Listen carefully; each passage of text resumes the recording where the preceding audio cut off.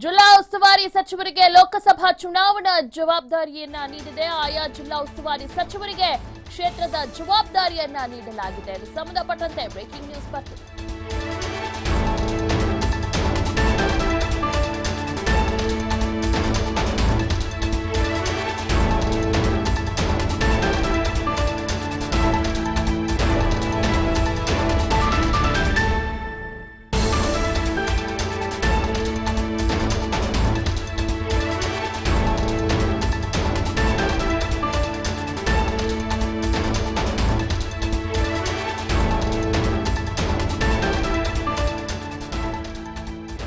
ರಾಜ್ಯ ಕಾಂಗ್ರೆಸ್ ಉಸ್ತುವಾರಿ ಕೆಸಿ ವೇಣುಗೋಪಾಲ್ ಜಿಲ್ಲಾ ಉಸ್ತುವಾರಿ ಸಚಿವರಿಗೆ ಲೋಕಸಭಾ ಚುನಾವಣಾ ಜವಾಬ್ದಾರಿಯನ್ನ ನೀಡಿದ್ದಾರೆ.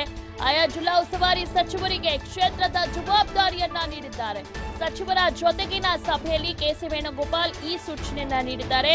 ಕೆಪಿಸಿಸಿ ಕಚೇರಿಯಲ್ಲಿ ಕೆಸಿ ವೇಣುಗೋಪಾಲ್ ಈ ವಿಚಾರವಾಗಿ ಸಭೆ ಕೂಡ ನಡೆಸಿದ್ರು. DCM doctor G Parameshwar, Dinesh Gundu Rao, DK Shivakumar, K J George, HK Patil ಕೂಡ ಭಾಗಿಯಾಗಿದ್ರು.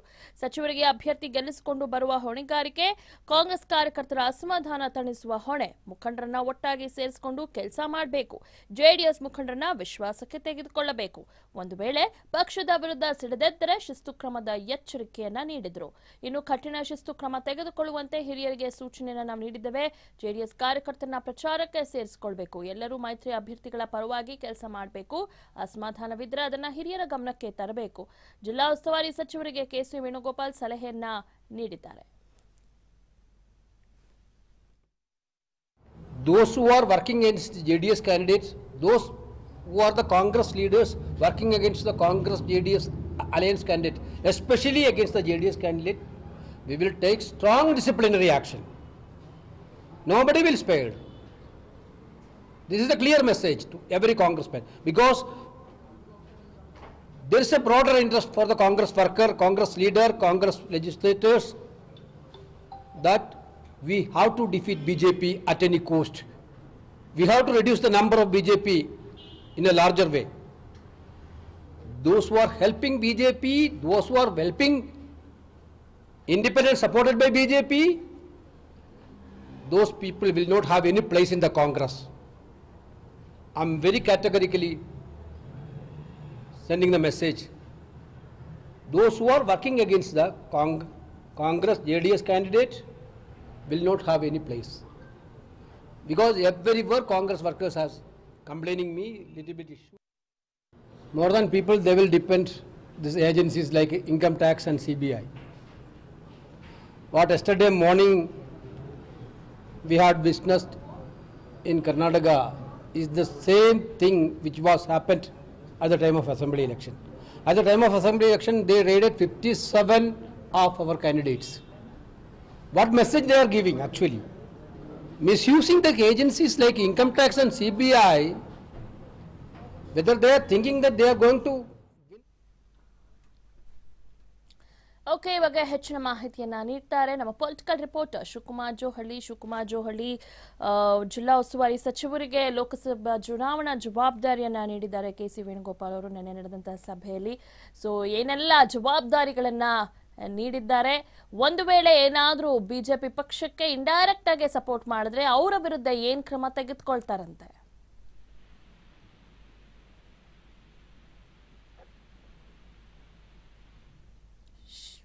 ಶಿವಕುಮಾರ್, ನನ್ನ ಧ್ವನಿ ಕೇಳಿಸ್ತಿದ್ಯಾ ನಿಮ್ಗೆ? ಓಕೆ, ಒಟ್ಟಾರೆ ನಿನ್ನೆ ಕೆಸಿ ವೇಣುಗೋಪಾಲ್ ಒಂದು ದೊಡ್ಡ ಜವಾಬ್ದಾರಿಯನ್ನ ನೀಡಿದ್ದಾರೆ ಎಲ್ರಿಗೂ. ಅಟ್ ಎನಿ ಕಾಸ್ಟ್ ಕಾಂಗ್ರೆಸ್ ಪಕ್ಷ ಗೆಲ್ಲೇಬೇಕು ಅಂತ ಹೇಳಿದ್ದಾರೆ. ಈ ನಿಟ್ಟಿನಲ್ಲಿ ಮೈತ್ರಿ ಮಾಡಿಕೊಂಡಿರೋ ಹಿನ್ನೆಲೆಯಲ್ಲಿ ಜೆಡಿಎಸ್ ಜೊತೆನೂ ಪಾಲ್ಗೊಂಡು ಅವರ ಸಭೆಗಳಲ್ಲಿ ಅಥವಾ ಅವರ ಒಂದು ಚುನಾವಣೆ ಪ್ರಚಾರದಲ್ಲಿ ಭಾಗಿಯಾಗಬೇಕು ಅಂತ ಕೂಡ ತಿಳಿಸಿದ್ದಾರೆ. ಈ ಬಗ್ಗೆ ಇನ್ನಷ್ಟು ಡೀಟೇಲ್ಸ್ ಕೊಡ್ತಾರೆ ನಮ್ಮ ಪ್ರತಿನಿಧಿ ಶಿವಕುಮಾರ್ ಜೋಹಳ್ಳಿ. ಶಿವಕುಮಾರ್, ನಿನ್ನೆ ನಡೆದಂತಹ ಸಭೆಯಲ್ಲಿ ವೇಣುಗೋಪಾಲ್ ಅವರು ಪ್ರತಿ ಎಲ್ಲಾ ಜಿಲ್ಲಾ ಉಸ್ತುವಾರಿ ಸಚಿವರಿಗೂ ಕೂಡ ಲೋಕಸಭಾ ಚುನಾವಣಾ ಜವಾಬ್ದಾರಿಯನ್ನ ನೀಡಿದ್ದಾರೆ. ಜೊತೆಗೆ ಏನೆಲ್ಲ ಜವಾಬ್ದಾರಿಯನ್ನು ನೀಡಿದ್ದಾರೆ, ಒಂದು ವೇಳೆ ಏನಾದ್ರೂ ಬಿಜೆಪಿಗೆ ಇಂಡೈರೆಕ್ಟ್ ಆಗಿ ಬೆಂಬಲವನ್ನ ನೀಡಿದ್ರೆ ಅವರ ವಿರುದ್ಧ ಏನ್ ಕ್ರಮವನ್ನ ತೆಗೆದುಕೊಳ್ಳುತ್ತಾರೆ ಅಂತೆ? ಖಂಡಿತವಾಗ್ಲೂ ದಿವ್ಯ, ಯಾಕೆಂದ್ರೆ ನಿನ್ನೆ ಕೆಪಿಸಿಸಿ ಕಚೇರಿಯಲ್ಲಿ 11:30 ಕೂಡ ರಾಜ್ಯ ಉಸ್ತುವಾರಿ ವೇಣುಗೋಪಾಲ್ ಅವರು ಸಚಿವರ ಜೊತೆ ಸಭೆಯನ್ನ ನಡೆಸಿದ್ರು. ಸಭೆಯಲ್ಲಿ ಎಲ್ಲರಿಗೂ ಕೂಡ ಒಂದು ಖಡಕ್ ಎಚ್ಚರಿಕೆಯನ್ನ ಕೊಟ್ಟಿದ್ದಾರೆ ಅಂತಾನೆ ಹೇಳಬೇಕು. ಯಾಕೆಂದ್ರೆ ಸಾಕಷ್ಟು ಸಮಾಧಾನ ಮಾಡಿದ್ರು ಕೂಡ ಕೆಲವು ಲೋಕಸಭಾ ಕ್ಷೇತ್ರಗಳಲ್ಲಿ ಇನ್ನೂ ಕಾಂಗ್ರೆಸ್ ಮತ್ತೆ ಜೆಡಿಎಸ್ ಮುಖಂಡರು ಹೊಂದಿಕೊಳ್ಳುವಂತ ಒಂದು ಪ್ರಯತ್ನವನ್ನ ಮಾಡ್ತಾ ಇಲ್ಲ, ಇನ್ನೂ ತಮ್ಮ ಅಸಮಾಧಾನವನ್ನ ಮುಂದುವರಿಸೇ ಇದ್ದಾರೆ. ಗೋಪಾಲ್ ಅವರು ಸಚಿವರ ಜೊತೆ ಸಭೆಯನ್ನು ನಡೆಸಿದ್ದಾರೆ. ಯಾವುದೇ ಕಾರಣಕ್ಕೂ ಕೂಡ ಜೆಡಿಎಸ್ ಜೊತೆ ಹೊಂದ್ಕೊಂಡೇ ಹೋಗ್ಬೇಕು, ಚುನಾವಣೆಯಲ್ಲಿ ಮೈತ್ರಿಯಾಗಿ ಜೆಡಿಎಸ್ ನವರನ್ನು ಕೂಡ ವಿಶ್ವಾಸಕ್ಕೆ ತೆಗೆದುಕೊಂಡು ಕೆಲಸವನ್ನ ಮಾಡ್ಬೇಕು. ಯಾಕೆಂದ್ರೆ ಇದು ಹೈಕಮಾಂಡ್ ನ ಒಂದು ಸೂಚನೆ. ಹೆಚ್ಚಿನ ಸ್ಥಾನಗಳನ್ನ ಗೆಲ್ಲುವ ನಿಟ್ಟಿನಲ್ಲಿ ನಾವು ಹೆಚ್ಚಿನ ಒಂದು ಕಾರ್ಯತಂತ್ರಗಳನ್ನ ರೂಪಿಸ್ಬೇಕು, ಜೊತೆಗೆ ಸಂಘಟನೆಯನ್ನ ಬಲಪಡಿಸ್ಕೊಳ್ಬೇಕು.